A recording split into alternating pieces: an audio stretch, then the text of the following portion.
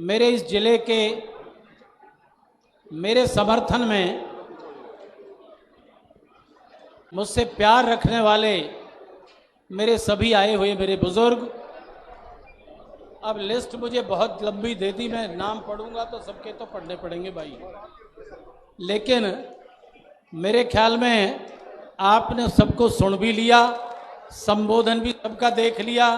जिन्होंने आपको संबोधित किया है सभी वो सम्मानित साथी, विशेष तौर से वो साथी जिन्होंने यहाँ आज समय की आवश्यकता को देखते हुए, जनता की भावनाओं को देखते हुए, समय का आदर करते हुए आज हमारे 6 पार्षद बीजेपी को छोड़ करके आपके साथ शामिल हुए हैं।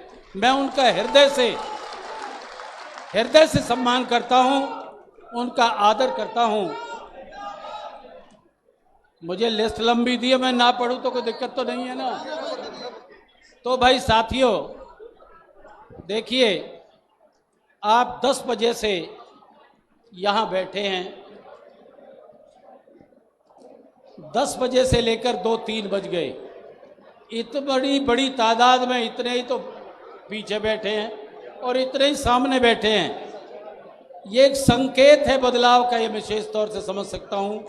आप मुझे हजारों की संख्या में यहाँ नॉमिनेशन के समय आशीर्वाद देने और अपने सहमति देने के लिए यहाँ बैठे हैं। मैं हृदय से आपका सम्मान करता हूँ, आपका आदर करता हूँ, आपका आभार करता हूँ और आपको नमन भी करता हूँ। साथियों, माननीय साथियों ने बहुत कुछ कह दिया। हमारे अध्यक्ष जी पार्टी के घोषणा पत्र और सारी स्थितियों के विषय में आपको बहुत कुछ कह गए, मैं उनको नहीं दोहराऊंगा। मैं 2 बात कहूंगा। देखिए, हर चुनाव का एक महत्व होता है। 5 वर्ष में जनता को अपने विचार, अपने विश्वास, उम्मीदवारों से रिपोर्ट कार्ड के आधार पर निर्णय लेता है। आज 10 वर्ष आप लोगों ने बीजेपी सरकार को दे दिए और 10 वर्ष के रिपोर्ट कार्ड को आपको देखना होगा। ये कहा करते हैं 10 वर्ष का चक्र बड़ी तेजी से घूमता है और इसके बाद नया चक्र शुरू हो जाता है। साथियों, पुराने लोग ये भी कहते हैं कि अजमे अजमाए को दोबारा अजमाना अक्लमंद व्यक्ति का काम नहीं है। 2 बाच तो हो जाती है, तिरबाचा कभी नहीं हुआ करती। ये बुजुर्गों की बात कह रहा हूं मैं। आप 2 चीजों पर आप देखिए कि व्यक्ति विशेष जो आपके बीच में हैं, उनके चरित्र को देखिए, उनके चाल चलन चरित्र सारी चीज देखिए, उनकी काबिलियत परफॉर्मेंस को देखिए, और तीसरा पार्टी की पॉलिसीज, पार्टी के कार्यक्रम, पार्टी ने सरकारों ने क्या दिया है जनता के लिए, प्रदेश के लिए। इन 2 की समीक्षा मैं समझता हूं एक प्रबुद्ध नागरिक, समझदार व्यक्ति हर स्तर से ऊपर उठकर ये करता है। देखिए, 10 वर्ष का पीछे का समय देख लीजिए और आज ये देख लीजिए, हमने भूपेंद्र हुड्डा जी की सरकार थी, इतना बेहतर सा डेवलपमेंट हुई। मेट्रो जिसका जिक्र किया, मुझे अच्छी तरह से याद है, निगम ने मना कर दिया था कि ये स्कीम वायबल नहीं है। ये मामला कैबिनेट में आया और वहां ये बात काफी हद तक बात हुई कि फरीदाबाद को अगर इस वजह से छोड़ दिया गया, फरीदाबाद देश का नहीं एशिया का अपने जमाने में औद्योगिक एक क्षेत्र रहा है। इसके साथ इनजस्टिस होगा। मुख्यमंत्री जी से मैंने भी, शारदा जी खड़ी है, इन्होंने पूरे जोर लगा के कहा कि नहीं, अगर हम नहीं कर पाएंगे तो फरीदाबाद की जनता हमें माफ नहीं करेगी। तो मैं तो उनका बड़प्पन मानता हूँ। सारा पैसा भी देना स्वीकार कर दिया, सबके हिस्से का। और आज मेट्रो यहाँ तक पहुंची है। मेट्रो बल्लभगढ़ तक बनाई कांग्रेस में, और उद्घाटन जब कर रहे हैं बन के, क्या कहते हैं, हमने पहुंचा दी। तो मैं तो जुमलों की भी बात इसलिए कह रहा हूं कि ये लोग प्रचार से क्रेडिट लेते हैं, काम की बात नहीं है।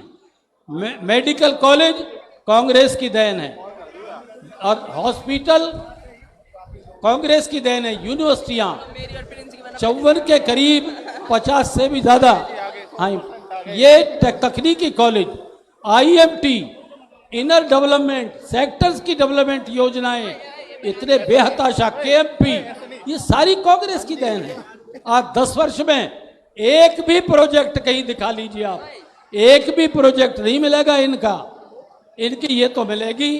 अब मैं तो अपने मुंह से, भाई मुझे ज़्यादा कहने की आदत नहीं है, मैं तो लोगों से ही सुनता हूँ चारों तरफ जब जाता हूँ कि चाहे ये एरिया है, न मौजूदा जो हमारे अब तक के पार्लियामेंट मेंबर, मिनिस्टर रहे हैं, प्लॉटों में भी हिस्से, जमीनों में भी हिस्से, दुकानों में भी हिस्से, चारों तरफ धन के हिस्से, इसके सिवा दूसरा काम नहीं हुआ।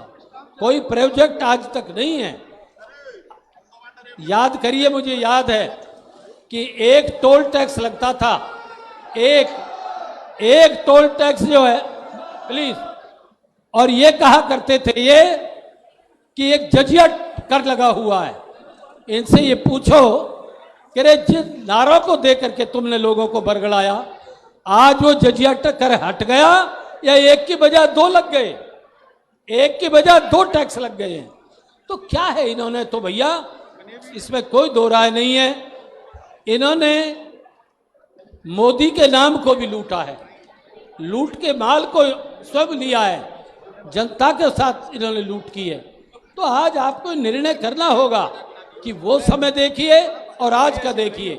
हरियाणा जब हमने छोड़ा, जब 70,000 करोड़ का कुल कर्ज था हमारे पास, हमने काम किए डेवलपमेंट के, और आज क्या है, आज 3,17,000 करोड़ रुपए का हमारे पर कर्ज है। 10 वर्ष में कर्ज लेकर के ही हम खा रहे हैं। ये कहां जा रहा है पैसा? ये करप्शन की भेंट हो रहा है। ऐसा करप्शन नहीं सुना कि 250-250, 300 करोड़ की फाइलें बढ़ के तैयार हो गई और काम है नहीं, और पेमेंट सारे ले गए, अंदर जो केस दर्ज हुए। तो ये सारी चीजों का आज हमें करना होगा। साथियों, ये न्याय युद्ध के समान है। न्याय युद्ध धर्म पर आधारित है। आप अगर अपना विकास चाहते हैं, डेवलपमेंट चाहते हैं, तो भाई आपको बहुत गहराई से सोचना होगा, निष्पक्ष आपको इसका विश्लेषण करना होगा, महंगाई को देखना होगा, करप्शन को देखना होगा, बेरोजगारी को देखना होगा। हरियाणा में बेरोजगारी दर सारे देश में सबसे ज्यादा है, और देश का दर दुनिया के उससे भी ज्यादा है। इन चीजों पर चर्चा नहीं करते। क्या कहते हैं, निकबे मोदी के नाम पर वोट दे दो। अरे मोदी के नाम पर ही खाओगे, अल्लाह के नाम पर भीख दे दो, भीख देख लेकर के फिर खुद अपने पेट भरोगे। तो ये सारी चीजें, हाँ जी,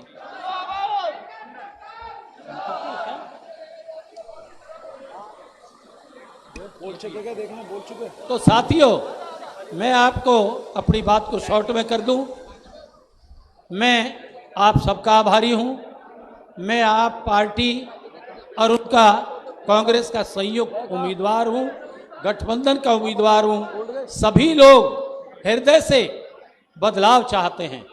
आप बदलाव अपने भविष्य के लिए चाहते हैं, अपने बच्चों के लिए चाहते हैं, विकास के लिए चाहते हैं, और एक ये मिसाल चाहते हैं कि कल आने वाला समय ये कहे कि जनता एक अच्छे चरित्रवान, काम करने वाले अच्छे व्यक्ति को अपना समर्थन देती है। यही जनता की निशान है। अंत में मैं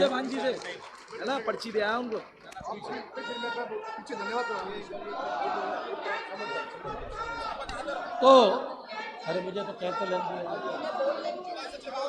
तो मेरी आपसे एक अपील है,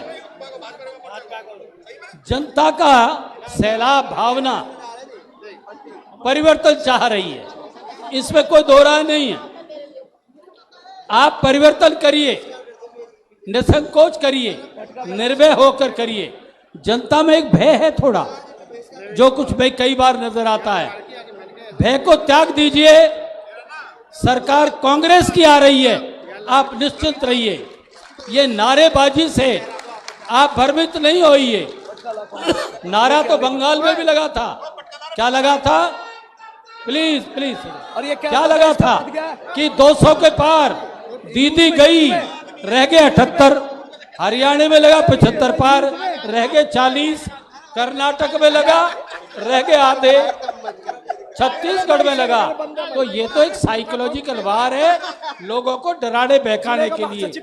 आज बदलाव आ रहा है। पलवल से, होटल से, बॉर्डर से लेकर यहां तक सबके अंदर ये है कि भाई भ्रष्ट और बेईमान व्यक्तियों को सरकार तो छेड़ती नहीं और जनता छोड़ती नहीं। जनता उनको साफ करेगी। मैं तो आपको एक बात कह सकता हूं, प्रधान जी ने हमारे मैनिफेस्टो का ऐलान किया है।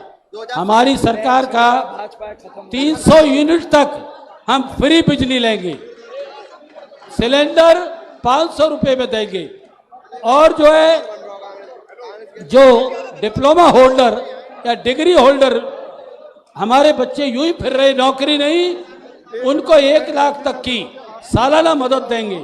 गरीब महिलाओं के एक स्तर के मुताबिक भी 1 लाख सालाना उनको देंगे।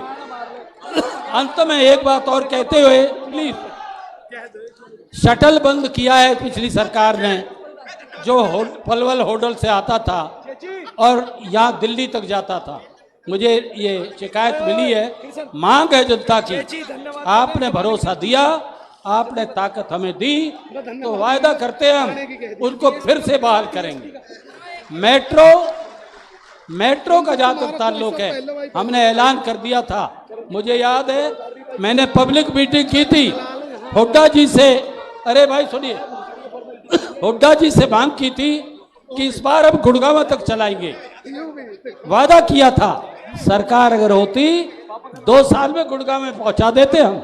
आज 10 साल हो गए, हम वचन देते हैं, आप अपने ताकत विश्वास दीजिए, 2 साल के अंदर चाहे हरियाणा का बजट भी लगाना पड़े, गुड़गांव तक पहुंचाएंगे और पलवल तक भी पहुंचाएंगे। ये जरूरत है।